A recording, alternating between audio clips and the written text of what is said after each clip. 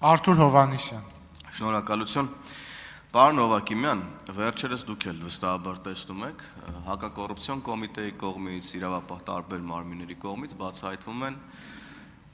ընտրակեղծարարության կամ մարդկանց նյութապես շահագրգռելու, բարեգործության կանոնները խախտելու տարբեր դրվագներ։ Եվ դրանց ծավալները ըստ էության բավականին մեծ են, դեռ այս փուլում, երբ որ մենք քարոզարշավի փուլին չենք հասել եւ դեռ 2 ամիս մոտ կա ընտրություններին։ Ինձ հետաքրքիր է կենտրոնական ընտրական հանձնաժողովի կարծիքը առ այն եւ օրենսդրական ինչ կարգավորում կա այն իմաստով, որ ինչ ծավալների պետք է հասնեն այս գործողությունները, ինչ պետք է տեղի ունենա, դեռ ինչքան պետք է մարդիկ շարունակեն քյաբաբ բաժանել, տելևիզոր բաժանել, էպիլյատոր բաժանել, տարբեր ծառայությունների դիմաց մարդկանց շահագրգռեն, որ իրանց ընտրեն, որ տվյալ քաղաքական ուժը, օրինակ, չգրանցվի, որովհետև ըստ էության սա քաղաքական գործունեության մասին չի, սա բոլորովին այլ գործունեության մասին է։ Խնդրում եմ ինձ ասեք, ինչ պետք է տեղի ունենա եւ ինչ ծավալների պետք է հասնեն այս խախտումները,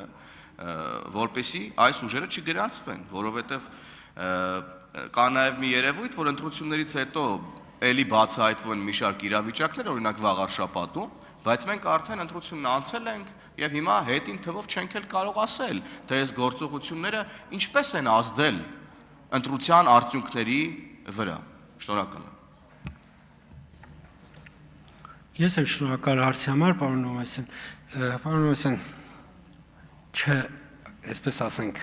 ընտրություններից դուրս կուսակցության գործունեությունը, որքան էլ որ, այսպես ենք, այն որոշումնակ տվյալ քաղաքական ուժի անդամների, չգիտեմ, ներկայացուցիչները հայտնվում են իրավապահների տիրույթում, քանի դեռ քաղաքական ուժի կուսակցության գրանցումը կասեցված չէ, այսինքն որպես կուսակցություն գործում է, որը ոչ միայն ԿԸՀ-ն, այլ նաև դիմընտրություններում ընտրատարածքային հանձնաժողով իրավունք չունեն չգրանցել, եթե անհրաժեշտ փաստաթղթերը կուսակցության կողմից ներկայացվում են։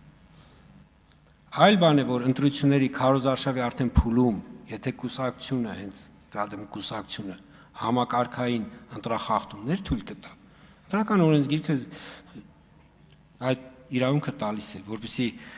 ԱԺ դեպքում կենտրոնական ընտրական հանձնաժողովն է դիմում դատարան, դիմընտրությունների դեպքում ընտրատարածքային ընտրական հանձնաժողովը։ Բայց ես կարող եմ ասել, որ մեր օրենսդրությունը, ընտրական օրենսգիրքը կուսակցությունների պաշտպանության տեսանկյունից շատ լիբերալ է։ Այսինքն մեր ընտրական օրենսգիրքը ըստ էության այնպես է իր տրամաբանությունը կառուցված, որ կուսակցությունները, մասնակից կուսակցությունը հնարավորինս պաշտպանված լինեն, որպեսզի մասնակից կուսակցությանը քաղաքական ուժին ընտրապայքարից, այսպես ասած, դուրս թողնելը լինի շատ դժվար։ Եվ սա կարծում եմ ճիշտ է, սա մեր պատմության, մեր ընտրական համակարգի զարգացման փուլերով է պայմանավորված եւ սա շատ ճիշտ է։ Եվ շատ կարևոր է, որպեսզի ընդհանրապես իրավապահ համակարգը, դատական համակարգը, ընտրական բոլորը երբ որ իրենց գործը, այսպես ենք, լավ կատարեն, համոզված եղեք, որ այդ պայմաններում բոլոր ընտրությունների արդյունքները արտացոլելու են քաղաքացու կամք, անկախ նրանից, թե ասենք որ սուբյեկտ, ով ասենք իր մտքում ինչ է ունեցել։ Արձագանք։ Ես խնդրում եմ նաև անդրադառնալ, թե ինչ ասել է համակարգային ընտրախախտում, երբ որ ասում եք, որ քարոզարշավի ընթացքում, եթե համակարգային ընտրախախտումներ չեն գրանցվել, ինչ է նշանակում համակարգային ընտրախախտումը, որն է։ Եվ փաստորեն ստացվում է, որ ժողովրդավարության ընձեռած գործիքներից այս մարդիկ հիմա որոշ շրջանակներ օգտվում են։ Եվ ես կարծում եմ, այստեղ մենք օրենսդրությանը պետք է անդրադառնանք, որովհետև ժողովրդավարությունը նաև պաշտպանության կարիք ունի, եւ դուք ըստ էության ձեր պատասխանում ասում եք, որ խնդիրը գտնվում է ավելի շատ կուսակցությունների գրանցել չգրանցելու, հա, ուժը կորցրած ճանաչել չճանաչելու տիրույթում, քան կենտրոնական ընտրական հանձնաժողովի կողմից որևէ, հա, գործողության տիրույթում։ Շնորհակալ եմ։ եւ այդ համակարգային ընտրակեղծիքի կտորին խնդրում եմ անդրադարձել։ Անոնասան Այսն դեպքերից է, երբ որ հիմի եթե ես ասեմ, թե ինչ նկատ ունենք համակարգային ընտրախախտում, որ ասում ենք, ոնց որ հնարավորություն տանք այն պոտենցիալ օրինակ ընտրախախտին, որպեսզի ինքը իր գործողությունները արդեն ծրագրի շրջանցելու նպատակով եւ կարող եմ ասել, որ այս դեպքում փաստերը պիտի լինեն ակնառու եւ նաեւ կապը, հաջորդականությունը, քանակը, փաստերը, այսինքն փորձում եմ առանց ինչ-որ բան ասելու, բայց մոտավոր նկարագրել, թե ինչ նկատի ունենք։ Եվ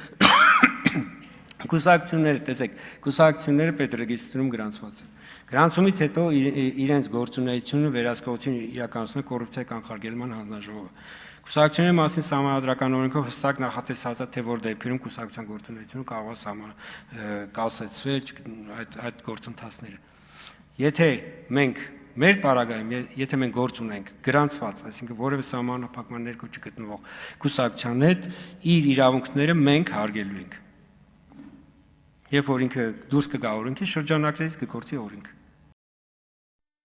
Հավանիր տեսանյութը եւ բաժանորդագրվիր նորությունները բաց չթողնելու համար։